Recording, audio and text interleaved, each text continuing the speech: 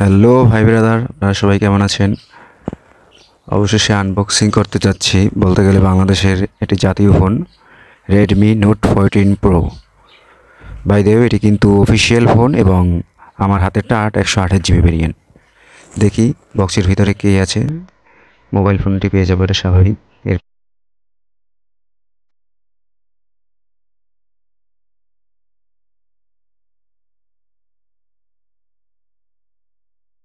আমার জানা মতো ব্যাক কভারই থাকে।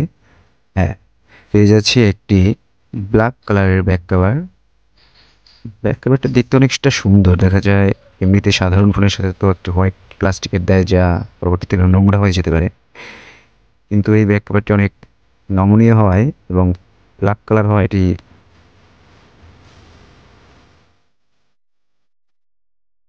অনেক দিন ধরে ব্যবহার করা যাবে আশা করি। এরপর পেয়ে যাব আমরা একটি 45 ওয়াটের ফাস্ট চার্জার, যা দিয়ে 40 থেকে 45 মিনিটের মধ্যে ফুল চার্জ হয়ে যাবে। এবং আমরা পেয়ে যাব একটি টাইপ সি কেবল। আচ্ছা, এরপর আমরা মোবাইলের দিকে চলে আসি।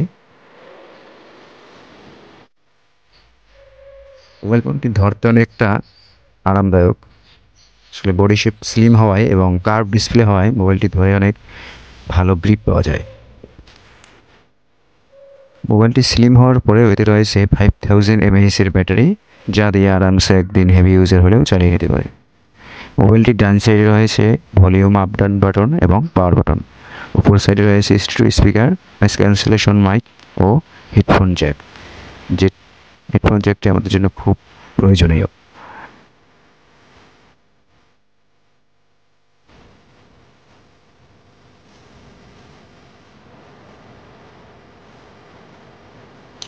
এবং নিচে আছে ইউএসবি টাইপ সি পোর্ট ও স্পিকার। বাইরে স্পিকার দুইটিরই ভলিউম অনেক হাই ভলিউমে এবং মুভি দেখে অনেকটা ভালো ফিল পাওয়া যাবে আশা করি। ফোনটি কার্ভ ডিসপ্লে হওয়াতে ফোনটি ধরতেও যেরকম আরামদায়ক এবং ফোনটি দিয়ে গেম খেলা বা মুভি দেখা খুব ভালো পারফর্ম দেয়।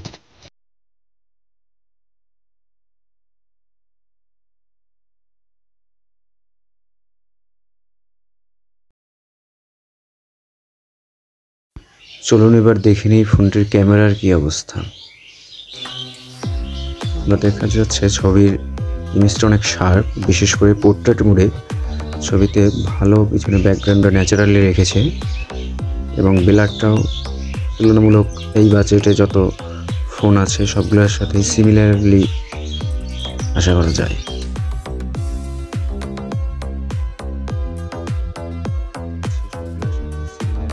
মেইন ক্যামেরা 200 মেগাপিক্সেল হওয়া এটি দিয়ে ভালো ইমেজ ক্রিয়েট করা সম্ভব। ভিডিওটি ভালো লাগলে আমার চ্যানেলে লাইক অ্যান্ড সাবস্ক্রাইব করে পাশেই থাকবেন। ধন্যবাদ।